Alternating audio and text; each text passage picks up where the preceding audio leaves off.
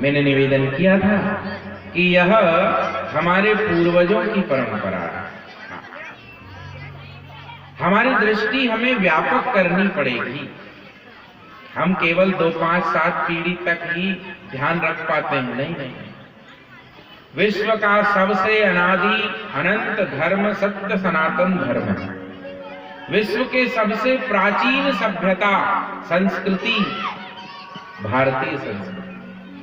हमारे पूर्वज हजारों लाखों पीढ़ियों का इतिहास अक्षरशः, जो कभी असत्य भाषण असत्य लेखन नहीं करते थे, ऐसे विशुद्ध संत चित्त महात्माओं के द्वारा रचित है। उसमें कहीं संदेह नहीं हमारा मिलता है। और पूरा विश्व इस महान कृत्य से ईर्ष्या भी करता है कि भारतीय अत्यंत भाग्यवान है, क्योंकि इनका इतिहास है, उन लोगों का नहीं है।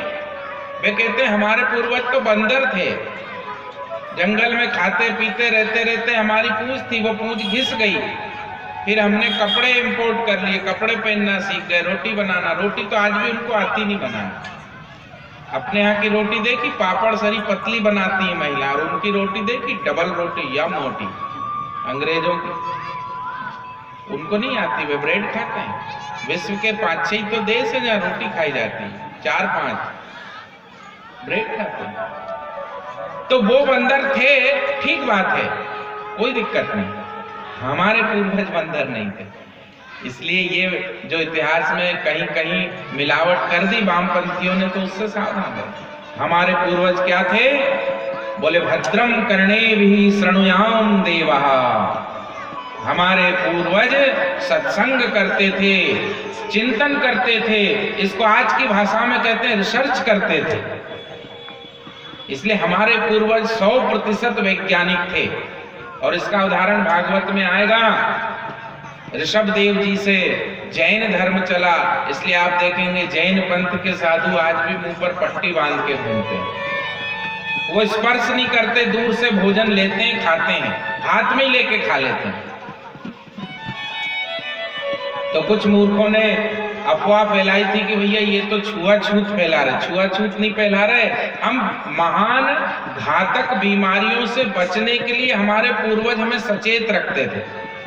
इसलिए हमारे यहाँ हाथ मिलाना परंपरा नहीं थी, हमारे यहाँ नमस्ते करते थे, दूर से निमन प्रणाम घड़ी खम्मा, ऐसी परंपरा बनाई थी हमारे पूर्वजों ने। तो ये सनातन धर्म 100% विज्ञान की कसौटी पर है। और आज भी देखिए आप, जब कभी तर्क संगत विज्ञान संगत बातें होती है तो उसमें कुरान और बाइबल नहीं आती, उसमें वेद ही विज्ञान की कसौटी पर उतारे जाते हैं। ऋग्वेद में लिखा है कि सूर्य की सतह जो है वो मधुमक्खी के छत्ते जैसी है, ऐसा हमारे ऋग्वेद में लिखा। अब सूर्य के तक तो जाना पॉसिबल ही नहीं है। सूर्य तक तो छोड़िए, सूर्य के 1,00,000-1.5 लाख किलोमीटर दूर भी कोई चला जाए तो जलकर भस्म हो जाए, इतना भयंकर तेज पुंज है वो। लेकिन फिर भी वैज्ञानिकों ने ऐसे दूरबीन बना